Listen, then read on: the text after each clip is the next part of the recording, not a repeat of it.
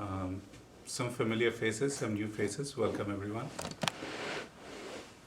Sharad Ritu, as we know, as the fall season, is the beginning when the natures of the, in Sanskrit it's called Visarg Kal. Visarg is a breakup of three words, and that means essentially dan or gift.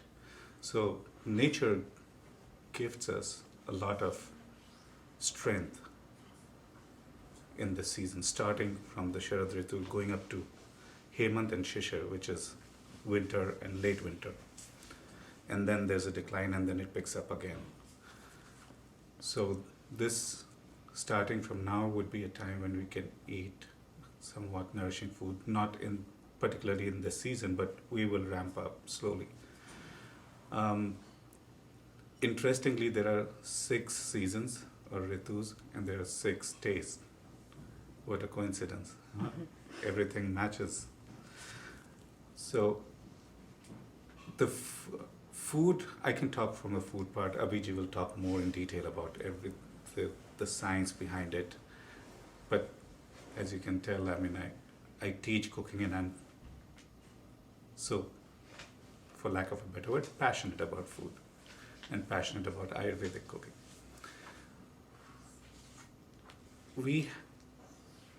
This season, there has been an accumulation of pitta, and madhur, or the sweet taste, will help in this season. Cooling foods. When I say cooling, I don't mean cold, artificially or synthetically cold. That's not going to help. That could aggravate vata in this case. By cooling, I mean foods that have a nurturing and cooling qualities. Cucumber, for example, would be a good thing. Kushmand, which is what would you call it? White winter gourd or white gourd. That's perfect. Students who've been at Vedika know patol is a very good option. If you go to Indian stores, you can find it by the name Parval, Parval.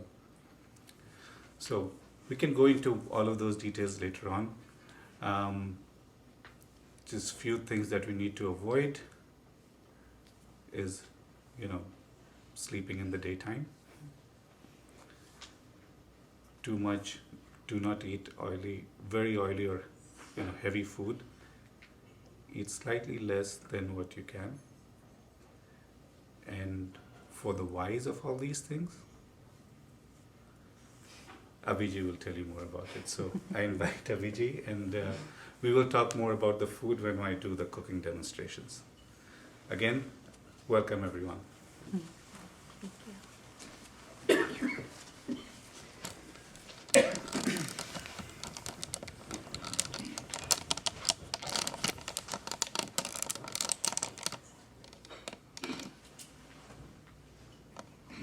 It's my first Sangha in this visit, and as I always love Sanghas, I have mentioned it before in previous Sanghas, that the interaction which happens in Sangha is very good, and it makes me personally very happy to deliver the wisdom of Ayurveda, and which helps to take care of your health in coming 2 months or the respective seasons, what we discuss usually in the Sanghas. As Sanjay ji mentioned, there is an increase in the factor what we call Pitta. But before going into much detail, how many of you are still want to just have a recap on the concept of 3 doshas or the 3 bio energies, or okay? So let me first give you a brief on the 3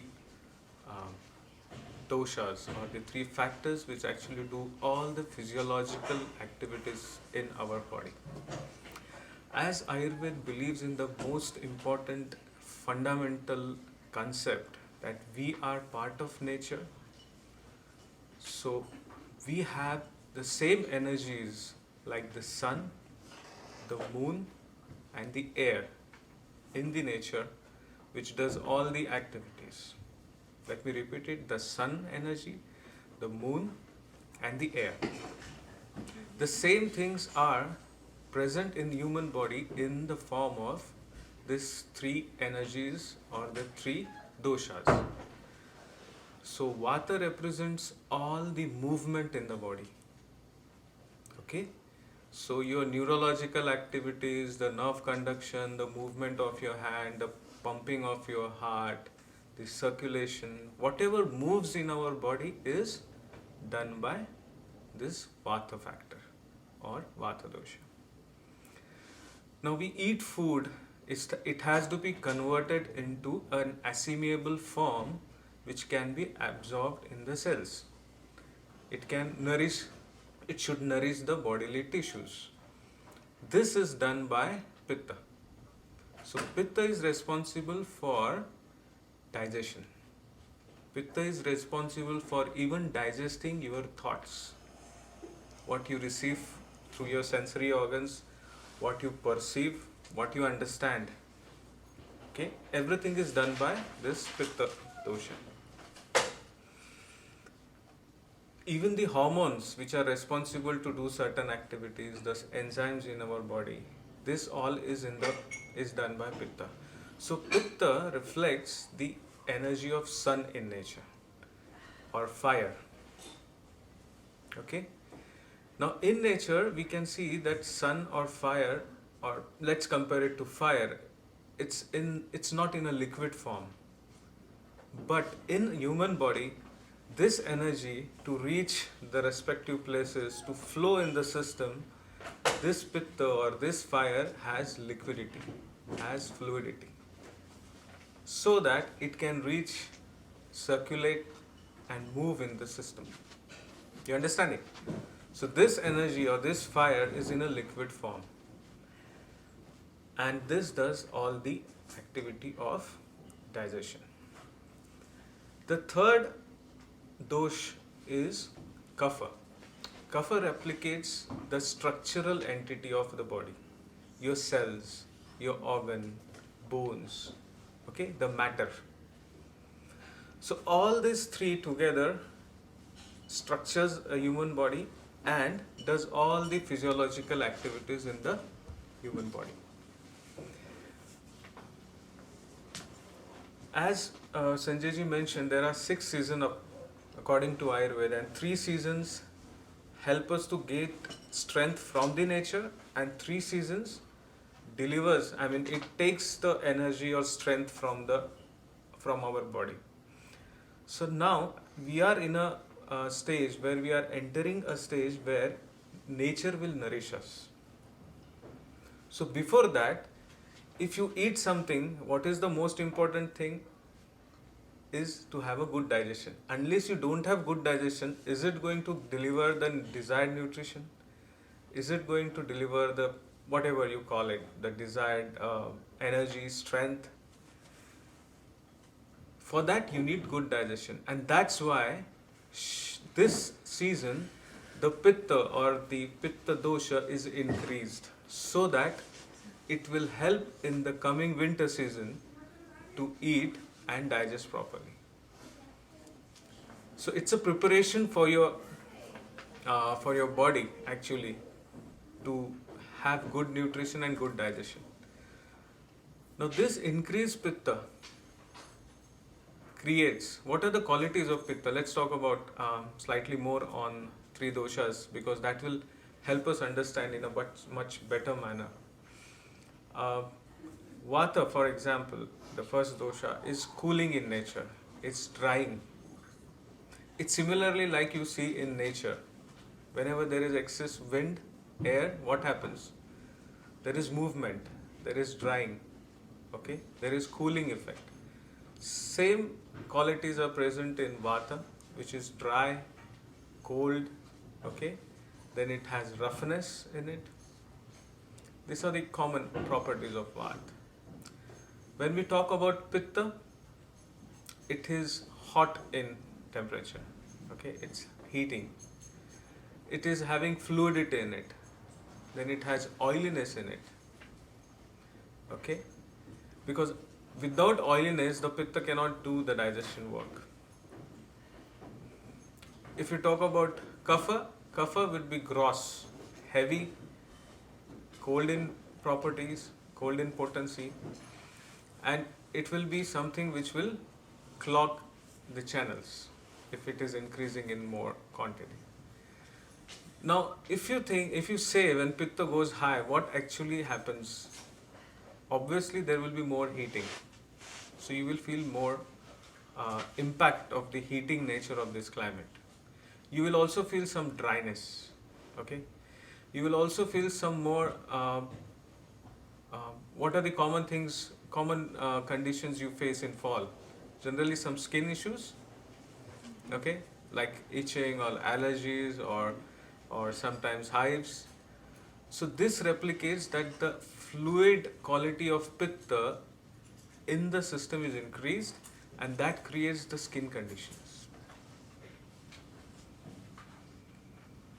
So what we are going to learn today is how to take care of this increased pitta, to bring it to normal, to bring it to balance, so that it doesn't create any health conditions. To go into more detail, I will talk more on which food is good, which vegetables, fruits, or what is the best choices you can do in your food. But I would like to have more focus on Q&A. Like, let the your questions give us more interest, or what is your interest, and then I can talk more on those subjects. Obviously, when we talk that we want to control pitta, what will be the qualities which we will prefer? Will it be more hot or cold potency? Cold. Now, before going into more detail, one more thing is very important, is to understand the relationship of 6 tastes and what it does on the 3 doshas. Okay. Now, Ayurveda has mentioned all the properties of food in terms of 6 tastes: sweet, sour, salty. Sweet, sour, salty. Then pungent, bitter, and astringent. Any food will have either 1 or 2 tastes in it, any food article. So Ayurveda doesn't, we cannot compare it to any at present understanding of nutrition in terms of proteins, fats, carbohydrates, or vitamins, or whatever it is. We cannot compare it to any one taste. It will be a wrong thing to compare any one quality, one property with one taste. So it's better to understand the entire concept of qualities of food in terms of this 6 tastes. Now, there is a group of 3 tastes which either increases that dosha and the other 3 reduces that dosha. So, sweet, sour, and salty increases kapha. And the other 3 will reduce kapha. Pardon? Kapha. Oh. I'm explaining all 3. I see. I'm explaining all 3. So, sweet, sour, salty will increase kapha, and the other 3 will reduce kapha. Okay? This is exactly reverse for vata. So, in case of vata dosha, bitter, pungent, astringent will increase vata, and the other 3 will help to reduce vata. Now let's talk about pitta. Sweet, bitter, and astringent. Let me repeat it. Sweet, bitter, and astringent will help reduce pitta.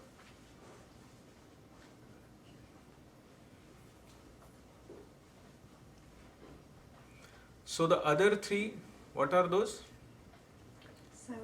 Sour, salty, and pungent. These three will increase pitta, will increase the pitta qualities in our body. So we have in our hand what to be selected in this in this coming 2 months. So what will you select for controlling pitta? Which three tests? Sweet, bitter, astringent. Okay. There are no many a list of good number of astringent tests, but we do have more choices with sweet. Also, we have good choices with bitter. We have couple of food items where we can select bitter taste. So, taking this into consideration, can you tell me which would be the best fruits for this season? Anything which is sweet in taste, which is juicy. Watermelon. Grapes are sour. Okay, so sweet grapes will be okay. Melon. Mango is okay. Okay, coconut is the best fruit in this season. So coconut water, some recipes made in coconut milk would be good. And when I say about coconut, I'm also going to explain how it can be used for other than cooking, as a cooking or as an ingredient of your diet. Coconut helps in other ways as well. Any other fruits? Melon. Okay, good. So the key would be avoid excess sour fruit. There are chances that we may have fruit in an unripe stage which is sour. Don't eat that. Eat the one which are ripe, well mature and sweet. Okay? So this is regarding the fruit. The reason I started with fruits is because we get some good fruits in this season. That's why I started with the fruits as a first thing to be discussed. Then dates, black raisins, that would be a good choice in this season. Coming to next part, I would say let's talk about nuts. So anything which is heating in nuts would not be a good thing in this season. So be careful in eating almonds. Peeled almonds would be better, and in moderation would be the best thing, because almonds are heating, and that would not be something which we'll have in more quantity in this coming Sharad Ritu. Regarding other nuts, I think walnuts are okay, cashews are okay because they are balancing, they are sweet in potency, that will help pitta, and it's not heating like almonds. Peanuts? Peanuts are heating, so may not be the right thing in this climate. And I would welcome if you want to ask anything, let's go with the flow of questions as well along with this. You said actually eat sweet, ripened fruits, right? What about people who have high blood sugar? Mm-hmm. Then they have no option, or? Obviously, I mean, there are limitations in having sweet fruits, Right. as So they are even then- diabetic. Then pomegranate would be the only best option for them, because pomegranate is very balancing, and that's the only fruit which goes well in diabetic people. And then they can choose not very sweet, but food items which will be having potency of sweet, which we can get from vegetables, we can get from even cereals, pulses. When I talk about cereals, let's talk about something which is again not very heating. So, do you know any cereals which are known to be very heating? Only millets, I think. Okay, so millets is something which you will avoid. Rest, I think wheat is okay, oats are okay. Quinoa is again a that is also okay. Okay, no, is okay? Yeah, yes, yes. They are sweet. Can you repeat, please? What was the item? Quinoa. Quinoa. Quinoa. Quinoa. And if we talk about pulses, What about rye? You know rye? Right. that is also not that heating as compared to. What's the item? Rye. Right. In pulses, I would suggest a moong dal is always the best for all seasons. The yellow gram is slightly heating, the Bengal gram or the yellow dal. And I would also like to point here specifically the urad dal, the black gram. Black gram is heating. It's very, it has the quality of increasing oiliness in the system. So it's very pitta aggravating. So avoid black gram in these 2 months. What about red? I always feel like that's very heating for me. Red The gram? red lentils. Red lentils or I think red lentils are good in moderation, but they are not heating not? and they are rather astringent. So rather they are very good for pacifying pitta. Yeah. Which one? No, you got it wrong. It's not rajma, red lentils. Masoor? Masoor. Yes. Exactly. So, yeah. Moving ahead, I think we can talk about dairy, definitely. So, yogurts, what do you think about yogurt in this climate? A little heating. A little bit heating. Sour. Okay, that's the precise cause. Sour. Yogurt, post-digestion taste is sour. Even if you test sweet yogurt, it will be sweet in taste. But when it gets digested, the final outcome post-digestion is sour. So I would suggest not to have yogurts in this climate. Rather, switch to cooling lassis, blend with water or like buttermilk. And if you can add sugar to it, it will be very balancing for Sharad Ritu. Milk is the most important thing in this climate because milk is sweet in taste, sweet post-digestion, nourishing, cooling, okay, and the best medicine. You can call it a medicine for pitta. So you can have milk. You can make it more pitta pacifying by adding something like rose milk or making it more sweet or flavored. So rose is good. We also sometimes suggest licorice because licorice is very good to pacify pitta. So if you can add little licorice to milk, that will be very good. Cardamom is something I would say in spices also can be added to milk, which can make it very pitta pacifying. Green cardamom. The green cardamom. Yeah, of course, the green cardamom. Because the big cardamom is only used in the masalas, in the spices, you know. But when we talk about cardamom as a medicine, we always refer to the small ones, the green ones. So remember this. Anywhere you come across a reference of use of cardamom as medicine, it's only the green ones. The milk should be always cold or even the heated milk is fine in this season? Now, heated and brought to normal temperature is something always acceptable. So when we talk about liquids, I would not say that hot water is the choice. I would say lukewarm would be the best in this climate. And definitely iced water is not, because it's hot, don't go for very iced things and ice water. So room temperature, heated and then brought to normal temperature is a good thing. Now let's talk more about liquids and other beverages as we are discussing the water part. What do you think would be the other best things to have in this climate in form of liquids?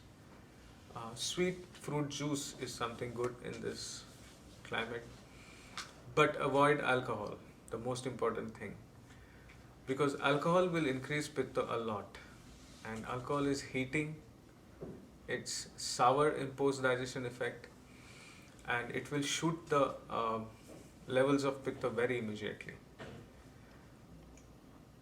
That does not mean that your the choice is very cooling beer. Okay, because immediately when we think about sun or heat, then people switch to beer more. But beer can be can create more gases in some individual. It can create more vata, and the same vata can flare up pitta. So it's like fanning the pitta. So if you think that beer will help in cooling, it may sometime rather aggravate pitta, because it has a quality of creating more vata in the digestive system, more gases in the digestive system. So this I want to make it clear that drinking milk, cooling juice, and you can even treat your water with cardamom, coriander, or licorice. Just a little bit of these things, just give a small heat, and the rest of the day you can drink that water, which is very cooling. It takes care of excess heat. No, you mean boil the water with Boil the water with these things and then bring bring it down to room. Like right now, the water that we're serving has coriander and just a little bit of licorice. Yeah, so you will test it today itself. Now when we talk about hot climate, throughout the year in Bay Area, what is the highest when is the highest temperature? Which part of the year do you find more? Late summer. Now. Summer. Exactly. So even the summers are slightly having cold air, wind, or sometimes rains, but this time it's more heating. Okay. The reason I pointed out this is to understand that you have to take more care in this climate if you want to keep the pitta in control. The reason why we call it fall. Can anybody tell me why this? The leaves fall. leaves fall. Because the leaves fall. In Ayurveda, the most important reason for hair fall is excess pitta. So it would not be very surprising if the excess pitta in this climate may create or increase your hair fall. We never observe these things. But the reason of excess heat is the main cause for our hair fall, excess pitta in the scalp. I don't know how many of you might have noticed this relation with increasing your hair fall throughout the year, but if you can notice this time and the later years, you will definitely find a relationship of increased heat in the system and the relation to the hair falls. Just a vague connection of the word fall and the hair fall, but it makes sense. And I've seen this relationship that people do complain of more hair falls in September, October. And this is something which clinically I have seen, and that's why I'm sharing this to you. So what is something which will take care of your hairs and skin in this climate? Coconut oil would be the best choice. If you are oiling daily or sometimes in the week, the best oil would be coconut oil. Oiling your hairs with coconut oil is also very much useful in this coming 2 months. It is always nourishing, but this 2 months it will be more useful because pitta afflicts our head region very immediately. When you are heated inside, you get even it is manifested in your emotions. You get irritable, agitated, or angry. Okay, coconut oil helps a lot to keep your brain cool. So does it also helps your eyes, because Ayurveda says one of the important locations of pitta is eye. So if you oil with coconut oil, it also helps your eye conditions. Particularly in this climate, you feel more drier eyes, so you feel more heating in your eyes. Coconut oil will help. We also, I would like to mention here the hibiscus, which is very cooling, and hibiscus oil would be the second or rather I would say because it is medicated in coconut oil, so if you can use hibiscus medicated coconut oil, it's more better for your head, for your hairs, for your eyes. Have you noticed some sleeping pattern changes in this climate? What do you feel? Is it like disturbing or do you get more Choppy. Interrupted, a lot of interrupted? Okay. Mhm. It may not be very generalized, but if most of you have noticed it, it's because the pitta keeps the brain more active. So it maybe you will have more, not always dreams, but it just keeps your mind active. So oiling with such oils would be the best thing to give you a sound, healthy sleep. Because sleep is very important for good health. And we don't want to compromise on sleep. I know I'm jumping from food to, but I love this flow because that is how it covers everything. Otherwise it will be like a class, fruits, vegetables. I don't want to go like a teaching class. Yeah. How do you oil your head? I've never done it. Okay. Just at night or day or? Generally, it's good to do at night. In cold climate, you avoid doing it at night because if it's very cold throughout the night, it may affect you, it may create cold. But in Sharad Rutu, the best way of oiling is massaging the scalp region. Putting oil on the hairs doesn't make much difference to the cooling effect. It just stays on your hairs. But massage on your scalp would be the best thing. And I would like to add to this that I think we should demonstrate and we will demonstrate how we can do a head massage in a better way, maybe in some other scenario. And I will include it as one of the demonstrations. Yeah. How to put coconut oil in the eye? No, you're not going to put oil in your eyes. The head massage itself will help your eyes. Okay, thank you. Yeah. We do have some treatment where we bathe the entire eyes in oil or ghee, Yeah. but this can't be done at home. It's not it's a proper treatment. No, but if they are very burning, can't we just put a small drop in the eye? No. No? Not recommended. Ghee You can also. wash your eyes with some gulab jal, rose water. You can add few rose water in a glass of water, cold water, and then you can splash. Doing it a few times in a day will definitely prevent the heating effects on your eyes. How about meat? What do you think? Is it the best climate to have meat, or you should be careful? Meat is heating, but one thing is that because the pitta is high, your digestion is at good level in these 2 months. Okay, I'm making a very balancing note over here. Because pitta is high, your digestion is good, which does not mean that you can overeat. Okay, meat naturally is heavier, is hot in potency, so be careful. And select something like chicken or something not like very heating red meat or less spicy, less masalas. Okay, so having less spices in your meat would be the sensible thing in this Sharad Rutu. And you tend to feel more hungry immediately in this climate because your pitta is high. Your digestion digests the food very immediately. So maybe you feel hungry very frequently. But be cautious.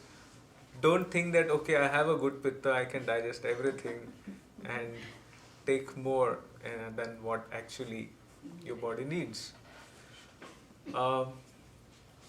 Here I would like to make a point that the following season, which is winter, Hemanta we call it. According to Ayurveda, Hemant is the most healthiest climate in this year.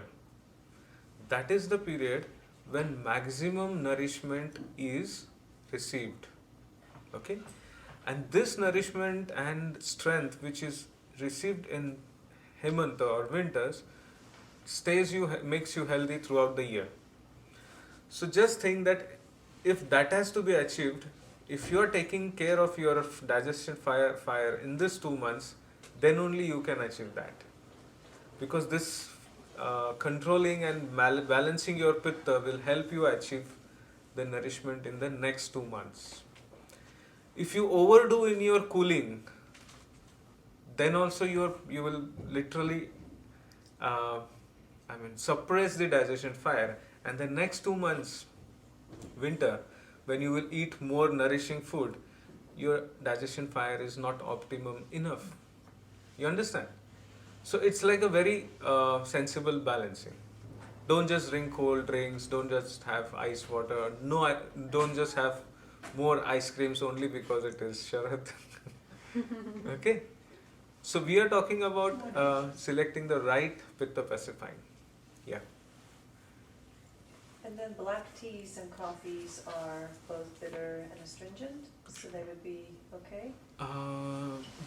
I can say they are bitter, but again they are heating, Ushna. So may not be the good choice, or excess may not be the good thing. They can be good in cold climate where you need some heating and or kapha period. And black would definitely not be okay. So if you have to have it, you should add milk and sugar with it. The chai, yeah, I'm just thinking of chai. What about the eggs? Okay, eggs according to Ayurveda is even more heating than meat. Okay, there's a typical notion that eggs are most healthy and they can be eaten if you exercise well. Okay, if you are having good physical activity, if you're not having a very 8-10 hour sedentary work, okay, then you can digest eggs very well. But in the heating climate like Sharad Rutu, I think moderation is the key. I won't say don't have it, but have it like once, twice in a week, not every day. So that should not be a part of your everyday breakfast or everyday meal. Yes. What about fish? Some fish are cooling, they are not pitta aggravating, but in general, when we talk about seafood, it's pitta aggravating, it's heat aggravating.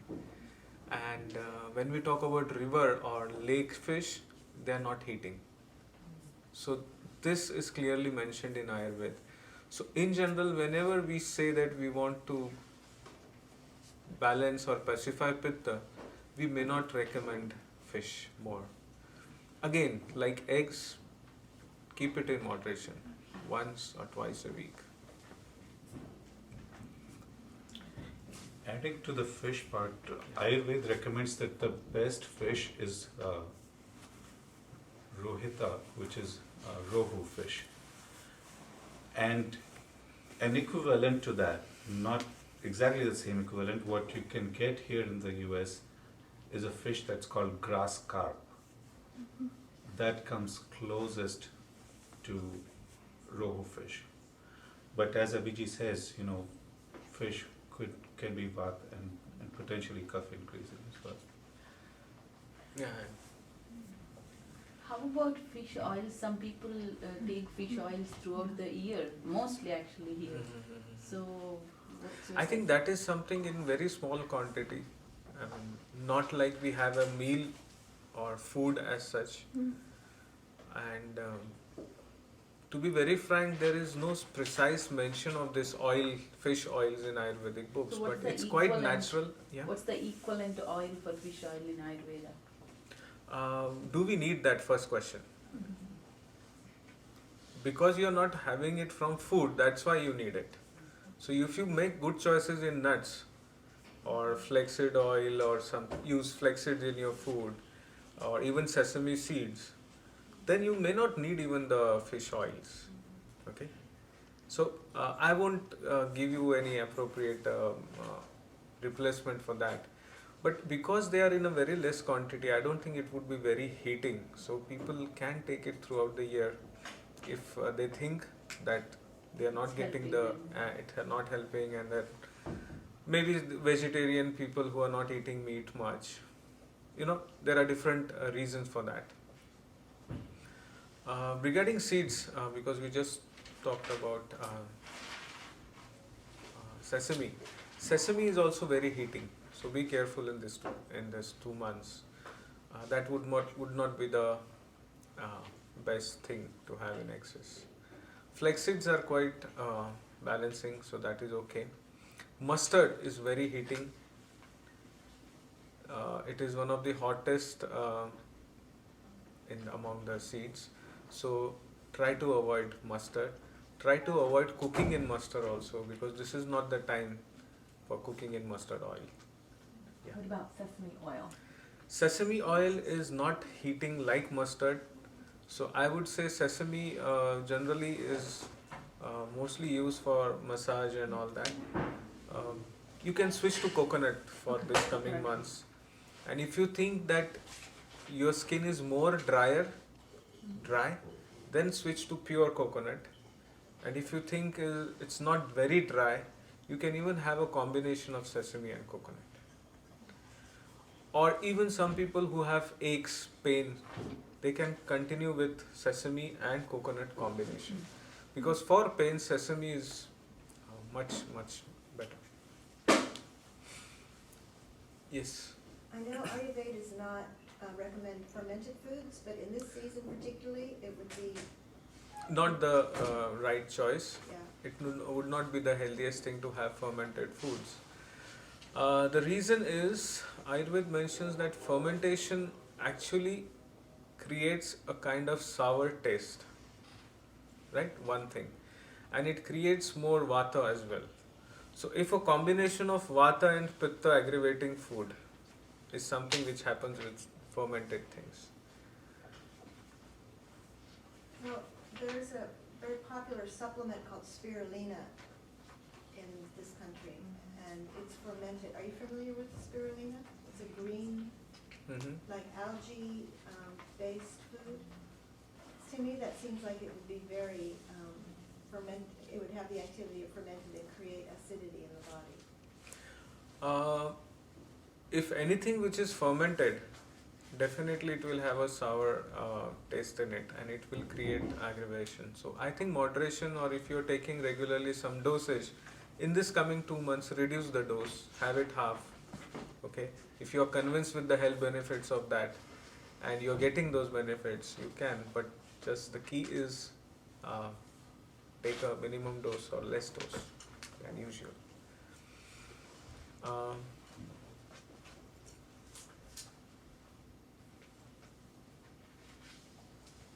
Emotions, as I said before, that how excess pitta can affect your emotions also.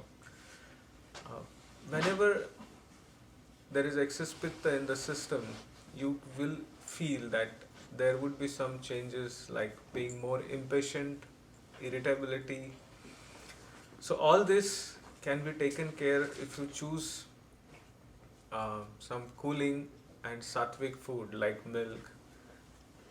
I would like to mention here regarding the grita, the cow's ghee, cow's milk ghee.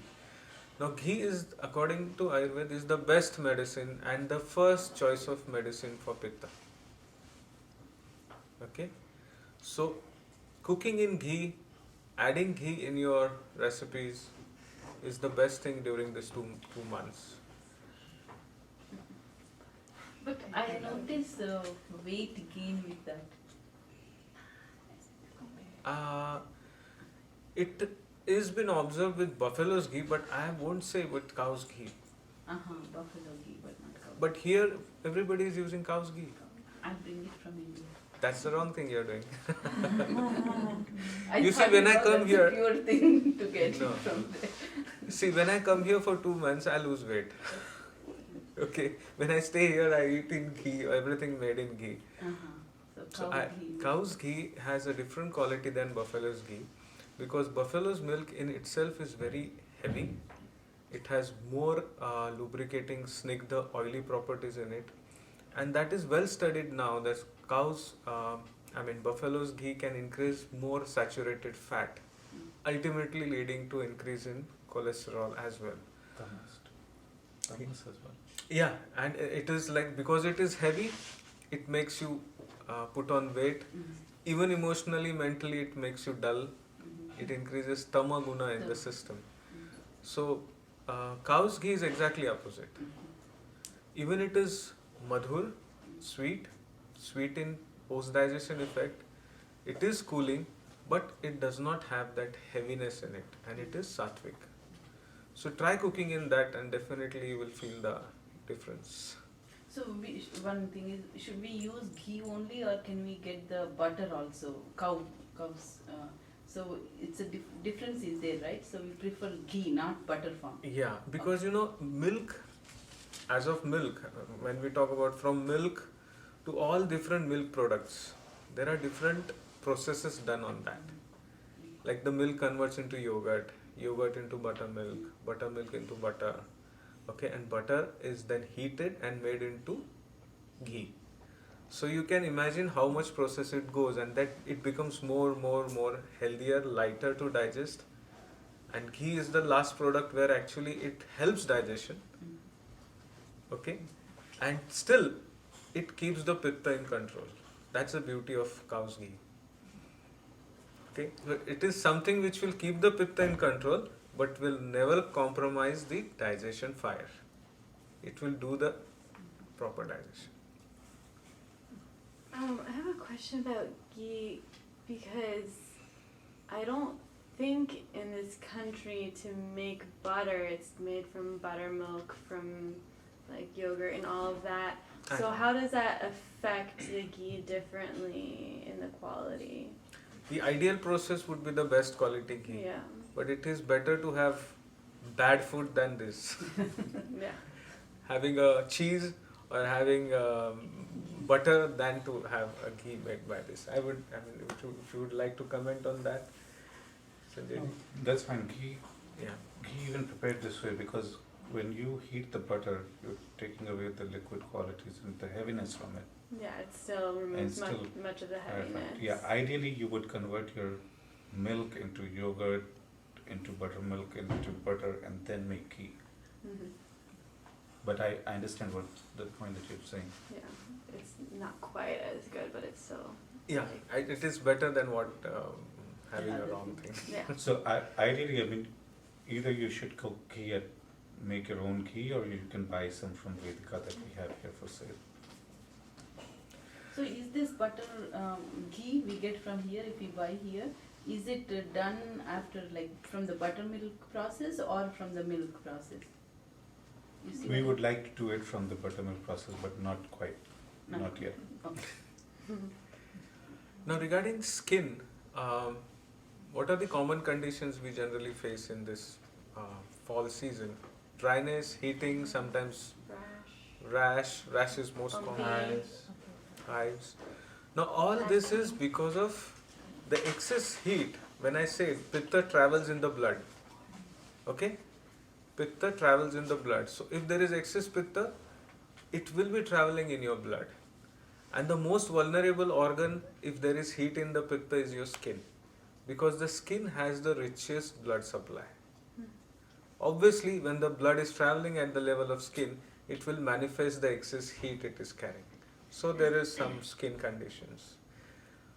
I would suggest, as I said, coconut oil is best for that. We also have a very unique formulation in Ayurveda where cow's ghee is washed in water 100 times. Okay? And that makes the ghee very soft and creamy. And we call it Shata Dhauta. Shata means 100, Dhaut means washed. And luckily we have here that Shata Dhauta Gruta we got it from a good company from India, and that is very effective to take care of skin conditions. And you can take benefit from our store here. We do have some small packs of that. For your face, there are chances that this pitta can also create some skin issues with your face. So coconut oil with some good herbs like licorice, sandalwood, okay, and some other pitta pacifying herbs is something would be a best thing for your skin. So we do also have a skin calming coconut oil formulation, which is made by students in Vedika, and we have been using it. Students have benefited from that, so you are also open to take advantage of that. Yes. Is there a way to use coconut oil on the face that's like makes the skin that I find like when I put coconut oil on my face, it makes it too oily, even if my skin is really dry and my pores get big and everything. Is there a certain way that we're supposed to use it on our face? That's very important. One thing is, don't put it overnight. Any oily thing on your face, it has got a very rich sebum glands. So any oily thing, if stays for more time, can create acne or some other skin things. Apply only on those areas where there is dryness or any skin condition. Keep it only for an hour and then wash it. Okay. So don't keep it overnight, and that will take care of this. The ghee which I mentioned 100 times, one more very beautiful application of this in Sharad Rutu, this coming climate. People who have burning feet, and especially in this heating climate, they may feel their feet are heated, or even people who can't sleep properly. A little of that Shatadhaut massaged on the feet before going to bed would be a wonderful thing, and that will be very much cooling to the entire system. Now, I am not going to go into much correlation between does our feet represent the entire body according to some other system of thoughts, and I don't want to relate it to any acupuncture or anything of that. But Ayurveda does mention Pada Abhyanga. Pada means foot and Abhyanga means massage. So doing massage on your foot before going to bed gives you very sound sleep, and especially in this month, if you do it with coconut oil or the Shatadhauta Gruta, it helps to cool the entire pitta in the system. Yes. I have a question about using the neti pot. Is that like a medicinal thing? And during this season, if you catch a cold, do you use the neti pot when you have a cold, or is it after the cold has cleared before? Generally, neti helps more in prevention. I mean, just keeping the nasal passage clear. But if it is not very much congested, even in the early stages of cold, if you use it, it helps to get rid of the further aggravation. So it can be continued. Yeah. I had a question about toes before we leave feet. What do you do for toe fungus? I would say this is more specific any disease condition, or it's not relevant to this topic as such now. But I will answer your question when we after the. What about combining milk and fruit? Okay, that is something which Ayurveda never recommends, and the reason is it does say that the potencies are different. The tastes are different, and that's why you should not mix fruit with milk. Now the reason I am putting this question along with your question is, now if that is the case, then we cannot combine anything, because everything will be having opposite. You cannot combine spices with vegetables or. But in those cases, that balances, and here. In case of fruit and milk, or milk product and meat, what actually happens is, it's not only the opposite qualities, but the combination itself creates a kind of toxin which our system cannot digest very well. So that is the reason why Ayurveda suggested not to combine this. Ayurveda has also mentioned, let me make it very clear, that some people can digest this who exercise regularly. Okay, and who do not do it excess once in a while. So I want to be very clear on this because there are a lot of myths or misunderstandings about this concept of combining.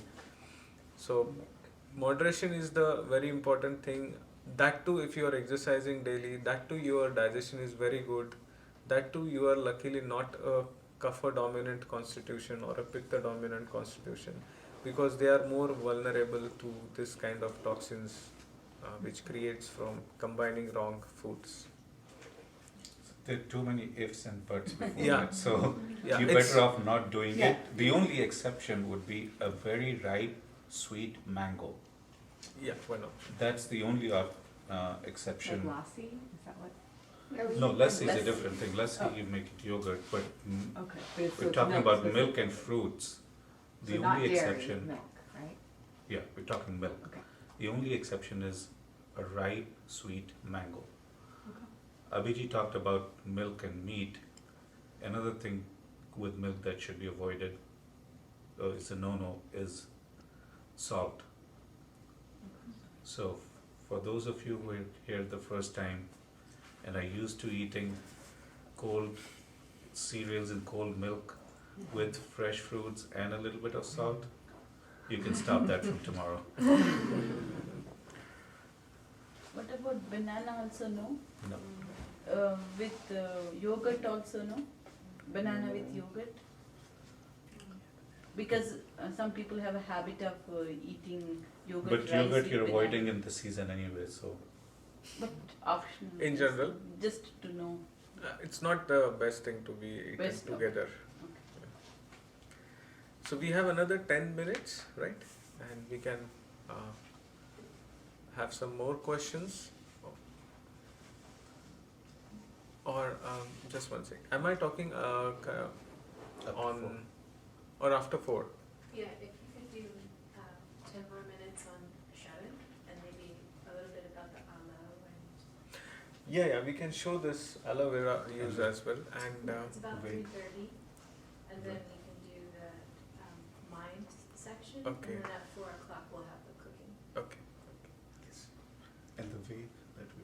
Yeah, that's what 30 minutes. That's what I want to make sure. What's the recommended amount of ghee to have in this season, like each day? 1 to 2 teaspoon is sufficient. 1 to 2 tablespoons? Teaspoon. Teaspoon, 1 to 2 teaspoons. That's sufficient. Again, it all depends upon your. It's very subjective, this science. So nothing is just like good, bad. It's again very subjective. Your constitution, your health condition, any disease you're going through. So few things are again has to be taken care of. When we say 1 to 2 teaspoons, keep in mind he's talking about moderation, because he also talked about ramping up your Agni for the next season. Right. So you don't want to overload your system so that it's, No. Mm. we've just had Olympics, you start running slowly, you can build up your pace. You don't do a sprint in 1,000 meter race. Otherwise you'll be finished by the time you come to the finish line. One more, yeah.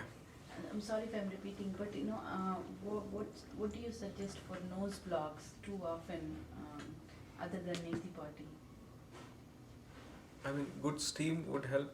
Steam. Yeah, Mm. and of But course. from the food point of view, nothing? That again would be an entire different topic of treating allergies and this thing. But I would just say fermented and something which is very heavier to digest can be avoided to avoid repeated congestion in the nasal passages, because all this food creates more kapha, and this is the area from chest to head where any increased kapha will accumulate. Okay. For skin, there is one more very nice herb. You might be all aware about aloe vera. Okay. People know aloe vera only for its use as a drink or as a blood purifier or something which helps in losing weight as well. But aloe vera is very soothing and very calming, soothing, and pitta pacifying for skin.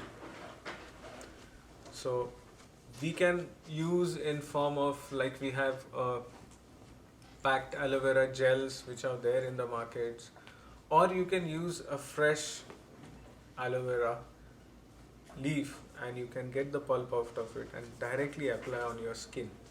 That will be very helpful for all skin conditions in Sharadrutu. Do you want me to show how exactly to get the pulp? Yeah, that will be Can I have one leaf and knife? This is nice. Oh, it's there.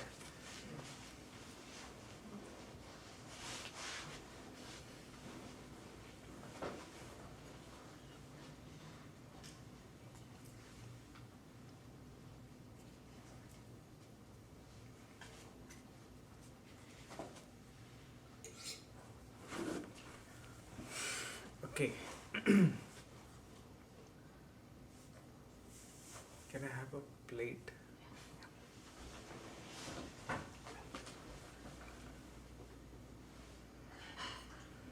You know the Sanskrit name for aloe vera?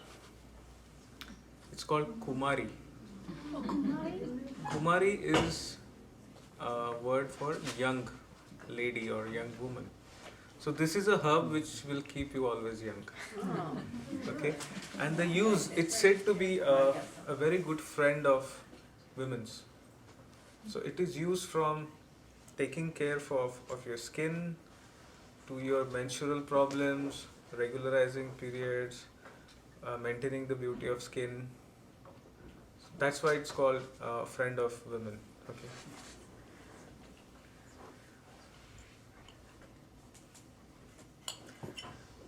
Now the best way to get the pulp is to first remove the edges. Okay, so I'll just use the small piece of this.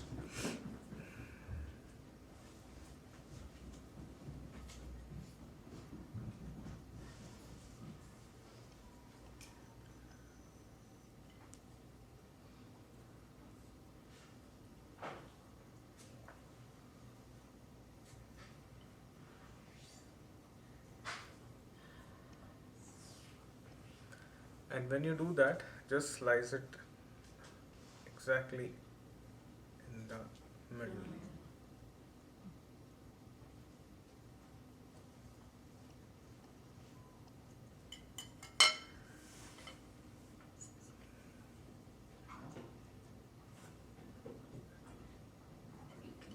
Okay, and with the scoop, you can just scoop the pulp of it.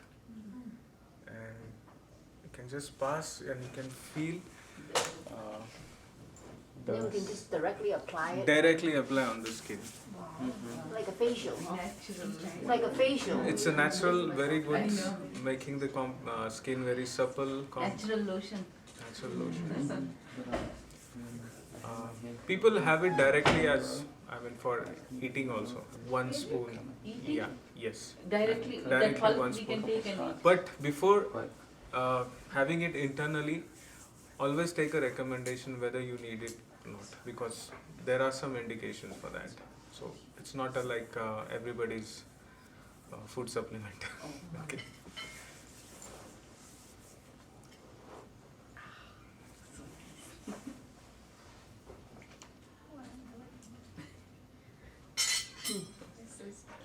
No, it's not.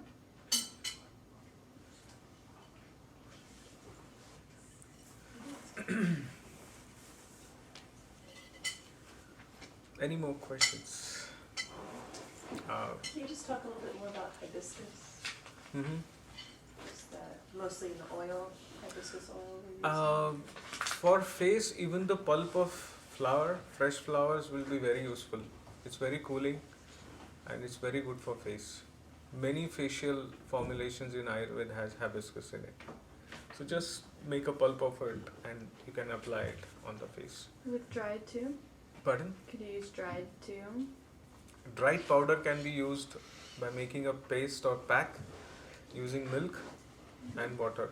Or you need more cooling, you can use rose water and milk. Okay. that would be the best combination for a pack. Only take care if your skin is very oily and you have acne conditions, then try to avoid milk. Then you can switch or choose only water and rose water. Please. I don't know if this is an Ayurvedic treatment, but I've seen in restaurants where they have the Himalayan, the pink salt, and they talk about putting chunks in water and then taking a spoonful of that water and putting it in a bigger bottle of water. Okay. Is that, Actually, we use in all our cookings in Vedika, we use that salt only. We don't use the iodized salt, and that is the healthiest salt. So I think that is something which people should choose, because that does not increase the disturbs the electrolyte imbalance, which actually relates to high blood pressure and everything, the regular salt. But if you use this Himalayan salt or Sendha, then it's more healthier, and it is found that it never increases blood pressure. The only thing would be you may need twice the quantity, because it is less salty in taste. So you may need to, once you judge the quantity of while you're making recipes, then you are good. so it's okay to use it this season? Is it all season? All over the year. Oh. Throughout the year, it's the best salt. That's Is what this we rock use at salt Vedika. you're talking about? Rock salt? Yeah. Black, thank you. No. Not black No. salt. Not black. Himalayan, Not black. Himalayan salt. Black salt is a different thing. Oh, Himalayan salt? We called it Sendha. Sendha. Sendha. I brought some. if you wanted to show it. Somebody brought some in for the potluck. We did at Trader Joe's too. Restaurants. Yes. I'm curious, just if you know how that's like harvested, because it's from the Himalayas, and I'm wondering. I heard something like they're kind of destroying the mountains to mine the salt from it. Do you have any idea about that? Everything which is in demand, Yeah. I mean, there is some problem with restoring it. Yeah, we are still struggling with even the herbs. Yeah. And there are some herbs which are on the verge of extinction. So So is this better than other sea salts we get here? that's what I'm saying. It's much better. This one. Sea salt would be pitta increasing, Oh, it's pitta increasing. Yeah, more heating. more heating, pitta increasing. Himalayan rock salt, this is a good sample, but Trader Joe's, if you want to use it throughout the year, my suggestion is you go to Whole Foods or probably Berkeley Bowl. You can get it in lumps. Yeah.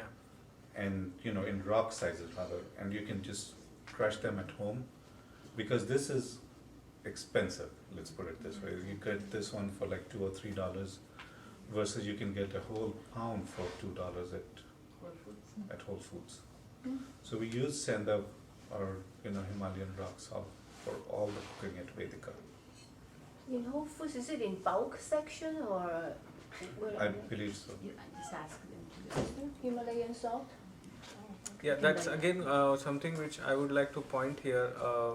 Because we said that the regular salt is more heating, more pitta increasing. So in this coming 2 months, snacks having more salt, all the junk foods which have more salt, try to avoid that. And try to avoid more salty recipes or having more salt in it. So when does fall start according to Ayurveda? See, it depends upon actually Or here. the months are according to the Hindu calendar, but roughly it varies between 15th to 20th of September. Okay. It can change a day, 2-3 days every year. Okay, so we're getting pretty close to it. Now, I would like to say that it's not going to be same as in India over here, and here there is microclimate. I mean, you go some area just few miles and you will have some changes in climate, but the gross change is having this pitta increase. Okay, there can be cold winds, cold air, cold breeze, but still the underlying pitta aggravation is going to be there. It's not the typical Indian climate which we feel here, but surprisingly the autumn over here is also called the Indian summer. It's referred many places as Indian summer. So the typical hot Indian climate is what we feel during these 2 months. Any more questions? I have a question about aloe, the juice aloe. It's kind of a fad now. You find it everywhere. Is it good to drink aloe juice, or is it better just we're applying it with our skin? For skin, I think, as I said, it's good for pitta conditions and dry skin, so any constitution can use it. But when it comes to making things generalized, Ayurveda doesn't follow it at all. I mean, Ayurveda says it's very subjective. According to Ayurveda, nothing can be used as good for thousands of people. Aloe vera has its own properties. Aloe vera is slightly pitta aggressive. I mean, it actually is purgative. It actually creates downward movement. It clears the channels. There are good things, okay. But still, I would say that every constitution may not do well with aloe vera. And not only aloe vera, any other stuff which is so-called good for, or good food for everybody, or good supplement. If somebody is having some excess drying and pitta conditions, they can benefit from aloe vera. But again, I won't say that it's not good for everybody. Sorry, it's a follow-up question on salt. What about the rock salt from the Indian store? I've been using that. That's fine. It's fine, right? That's fine.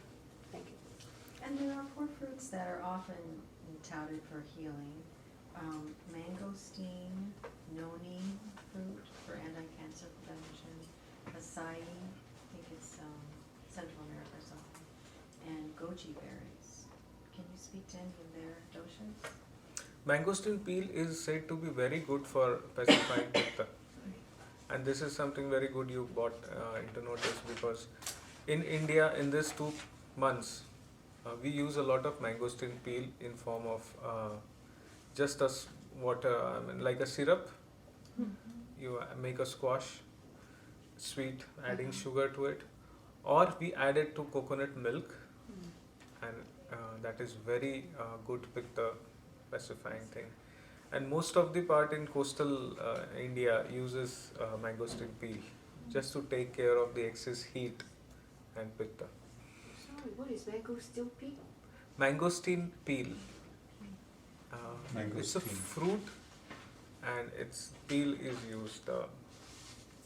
The skin of that is used. Is that like kokum? Kokum. It is Oh, kokum. is it? I thought mangosteen was different from No. all the same thing. Do you get by this two different names in market? Mangosteen is a fruit and kokum, I'm not sure what. Kokum is a fruit. Kokum is a fruit. It is just dried, and then the skin is used as kokum. Oh, okay. Yeah, We have kokum we can show you. in the kitchen. And the other 2 things you mentioned about noni and Noni, it's supposed to, it looks like a tumor, and they use it for a lot of anti-cancer in Hawaii. And goji berry from the Himalayan, and touted for antioxidants, and also the acai fruit. That's I think what is a concept in Ayurveda we call rasayan, okay, which is like anybody can take it. and which one is the word? What did you say the word was? The concept is called rasayan. Oh, I see. Rasayan is like what we know today, antioxidant, Yeah. what we know today, best for everybody, or healthy herbs, or something like that. So all this, like avla, the gooseberry, chyawanprash, they all come under the umbrella of rasayan. Okay. Now noni or any other food items which have been studied as something which helps in improving the body's immunity as an antioxidant may come under that category. So, and the traditional books of Ayurveda have not mentioned noni or these things. but there is a lot of knowledge which is still there with the generations of tribes and people. So maybe it has good qualities in it. And as it is studied to be having a Rasayan effect, it can be useful. How do you study them to know then which dose they're affecting? Do you just have people observe that and take that under somebody who understands the symptomatology? How would you study Noni in your culture? That's the thing. So we don't prefer using Noni. The reason, we don't know, and we trust the books. So whatever is available from the scriptures, we will go with that. Till the herbs are extinct, we will go to Noni. So till the date we have good herbs, well studied, well mentioned in Ayurveda, why not use those things? Don't go for new things. They are You have a new. lot of time.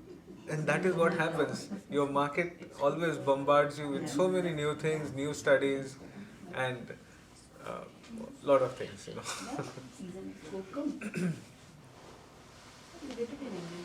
In terms of foods, the different pickles, like lime pickle, is that seasonal or is there one for each season? Okay.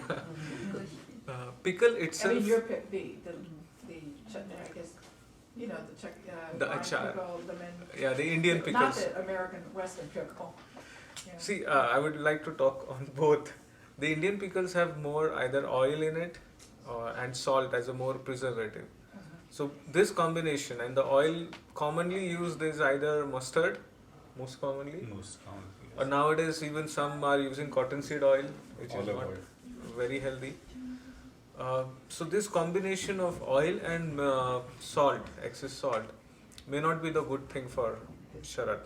So pickles should be avoided in summer and Sharat, in fall and summer.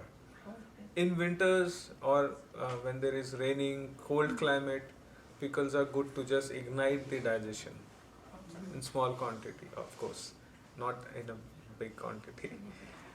And the one which we have here in States is more in a vinegar base, right? Yeah. So vinegar, according to Ayurveda, is called dhanya amla, a sour thing prepared from grains. Okay? Vinegar. So it is sour in taste. So obviously not the good thing for summer, I mean this climate. I came a little bit late, so you may have covered it already, but in case it is, I'm sorry. But what about the spices, optimal spices to use for this season? Of course, I mean moderation is the best key, and the only spice which is cooling is cardamom. That's all. So you can use cardamom Okay. in tea, in your milk, in your water, wherever you can. But all rest are heating. So moderation would be the best. Even coriander? Coriander is cooling. Coriander? Coriander is cooling, but coriander is cooling. This kokum is sour, so it's That's the unique thing about kokum.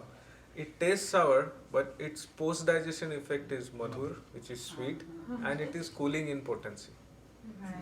So rather, kokum is a very unique, like it takes care of your digestion, but it's very cooling for the system. What about amla? But don't overdo it. Okay. I mean, anything when I say good, I'm slightly afraid. Okay, maybe everybody will start doing it. Is amla also like that?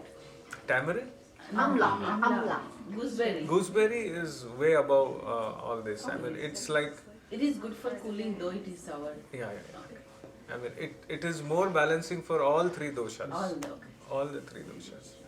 Except when you drink fresh juice of avla, it is more sour. Yeah, isn't it? So Do we need to dilute it if we drink amla juice? either you should dilute it or add sugar, or there are certain forms of avla where you have avla candies with sugar. They Then are we much. can get amla juice here. Yeah. In Indian stores, we can get amla juice. No, that is what I'm So saying. we have to that dilute it with. yeah, because in this climate it will be more pitta aggravating because it will be more sour in Yeah, taste. So what's the best way to have amla? Avla can be changed in its form according to the climate. This coming 2 months and summer, avla with sweet is good. Oh. Got it? Murabba. Murabba, avla murabba, like the jam of avla, where you're combining sweet taste with avla. Okay. The other seasons, like remaining seasons, you can have plain avla juice also, like that. And is honey hot? It's Is adding amla के साथ में honey was like. No, he said sugar, add sugar. No.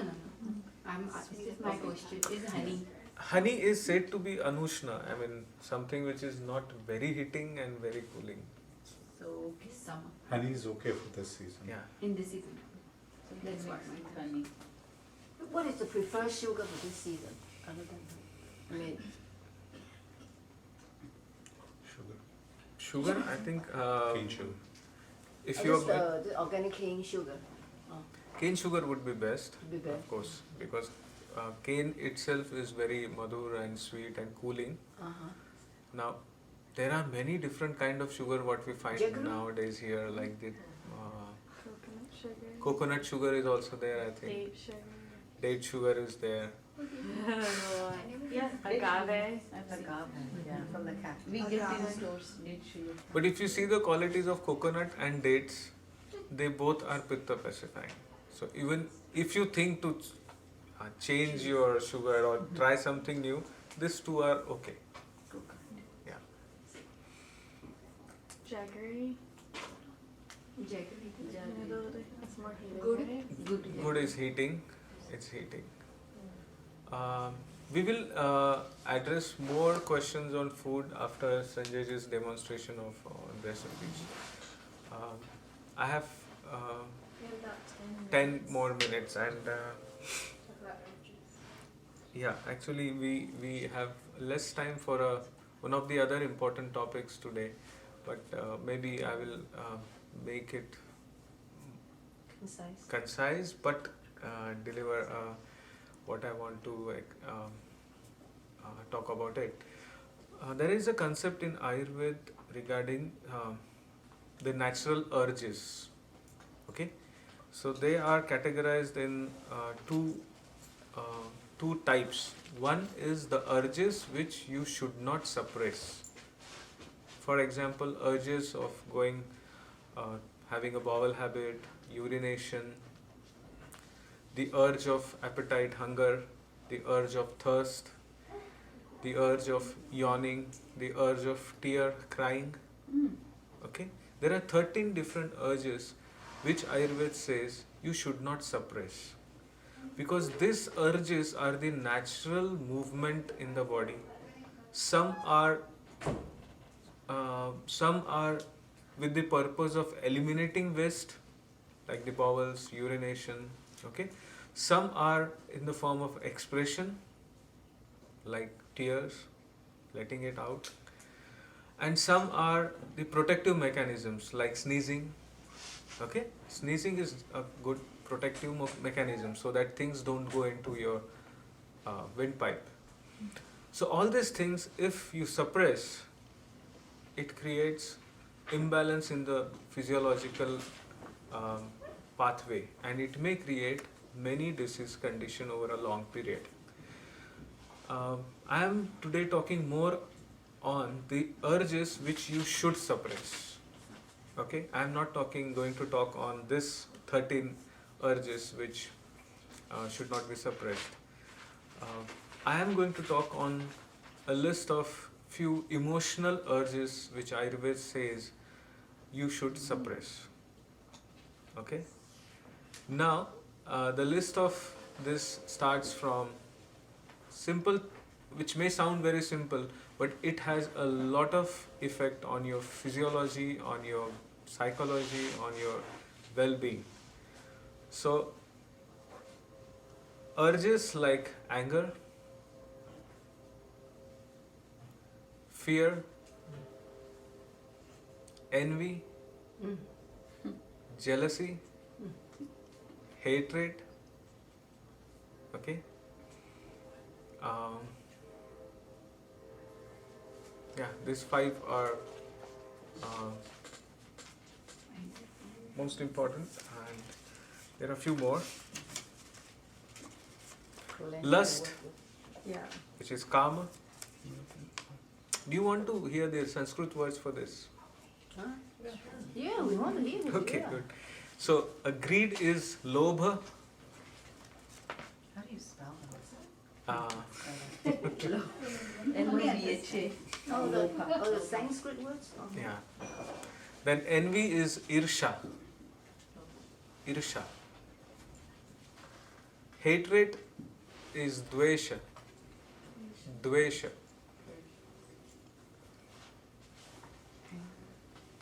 Jealousy is matsar. Okay, matsar. Desire or lust is kama. And fear is bhaya.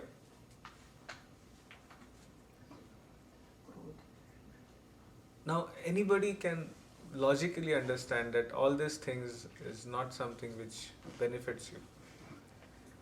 But there are different school of thoughts. Few say, okay, anger has to be expressed, anger has to be given out, Let out. That's let out.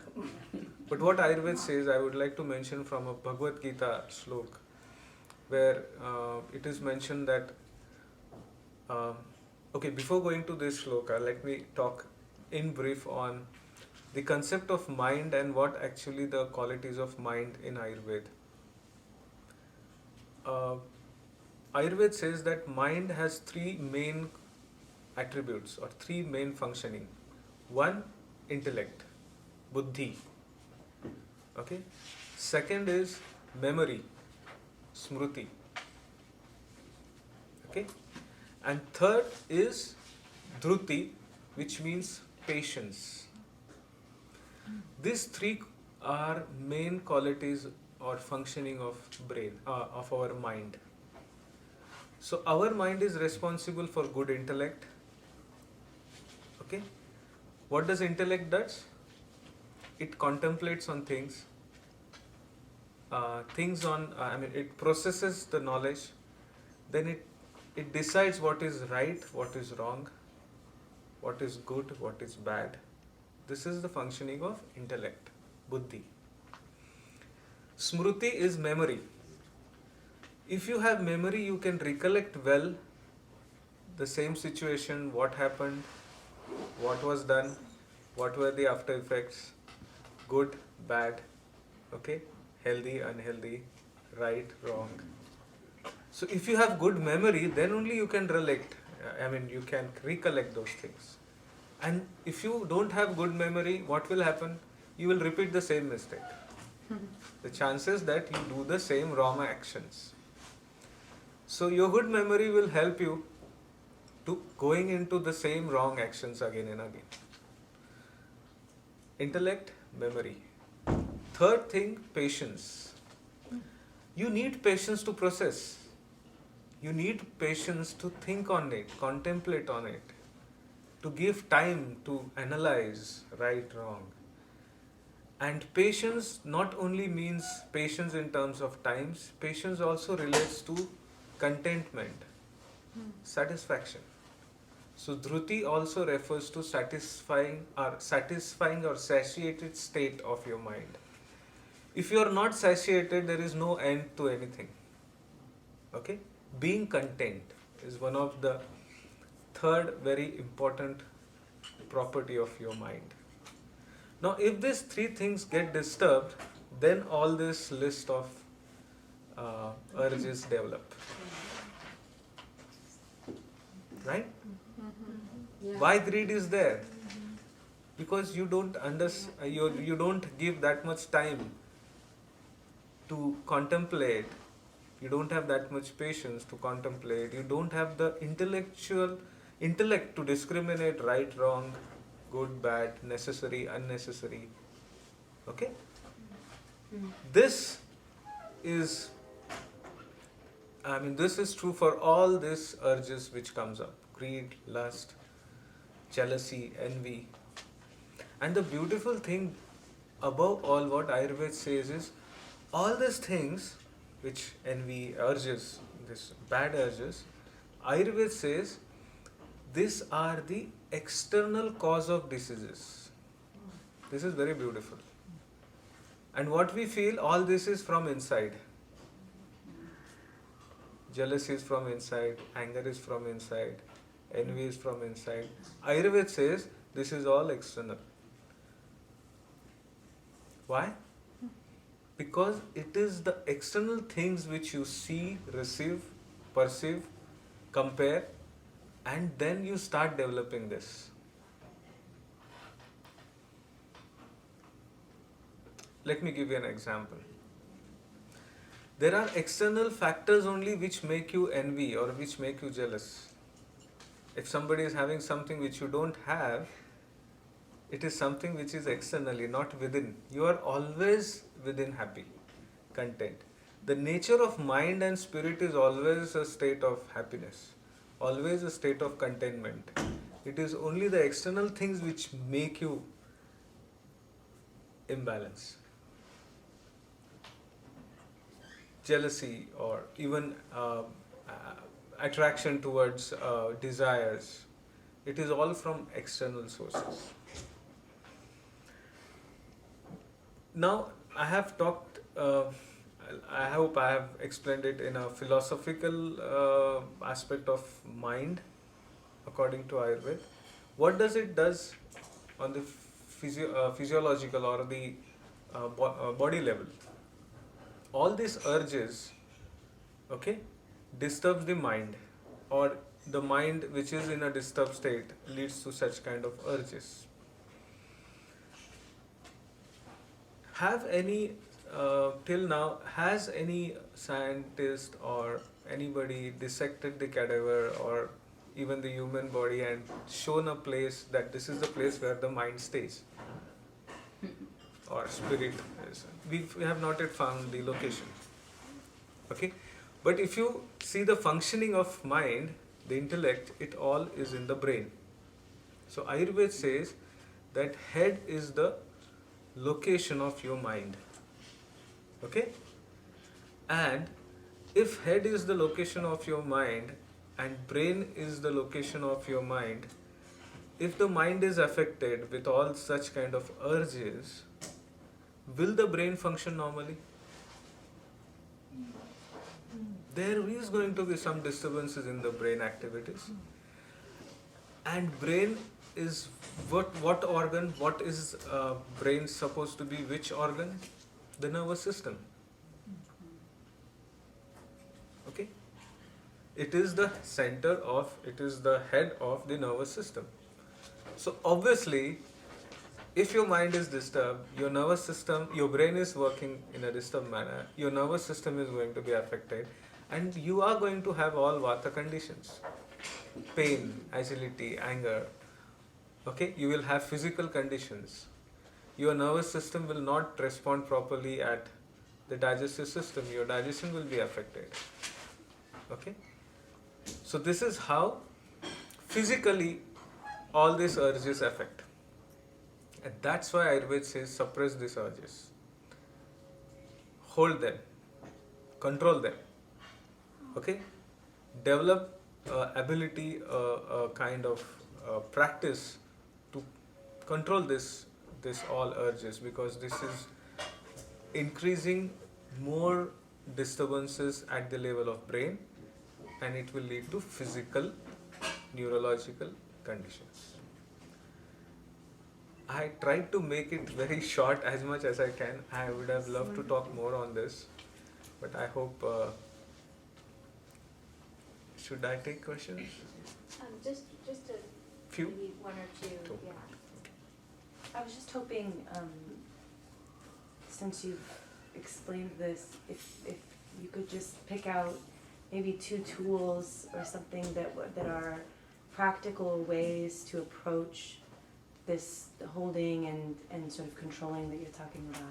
Let me explain with again anger, because anger is something which is very misinterpreted, and different schools are there that it should be expressed, otherwise it remains inside. And I would say anger is not a good thing which should remain. it can be expressed in a different ways. It can be put, it can be diverted in a different forms. I can say writing, painting, or even putting it out in a different expression is more important rather than verbal, physical expression of anger. Because verbal and physical expression of anger leads to more bad effects. Exercise? There can be number of ways how you can express it. I may not go into more detail. I was referring to a shlok from Gita where krodh or anger leads to a lot of problem. It says, krodhat sammoha, anger leads to delusion. In a state of anger, you are in state of delusion. You don't understand right, wrong, what to do. Okay? Sammohat smruti nash. The delusion leads to memory loss. You can't remember, you can't have a good memory in a state of delusion. And delusion leads to buddhi nash. Okay? And delusion leads to bad memory and bad intellect, and finally you land up doing wrong action or wrong response to that state of anger. What I mean to say is anger can lead to first thing, it will lead to delusion. Because of delusion, you will not have good intellect to think right, wrong, and then you will also do some actions which are not, maybe not give good results, good fruits. That's why you have to control anger. It's a domino effect. It's a domino effect. Any other last But question? when you are controlling, doesn't it affect internally? That's what. That is what I want to say, that you have to let it go, express it in a different form. So writing, so you said writing example. I just gave you an example. No, yeah, writing, just an example. exercising, walking, just going to a place where you can, getting out from that situation. There are different ways. It will be altogether different topic of how to do an anger management. But basically divert yourself. But if you continue in that, you will end up into delusion, memory loss, bad intellect, cannot think right, wrong, and you may do wrong thing. What is the extreme outcome of anger? It can be anything. Verbal abuse to anything.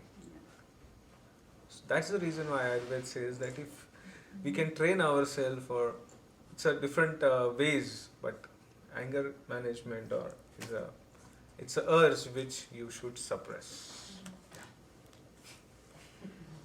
Thank you. So thank you, Dr. Thank you.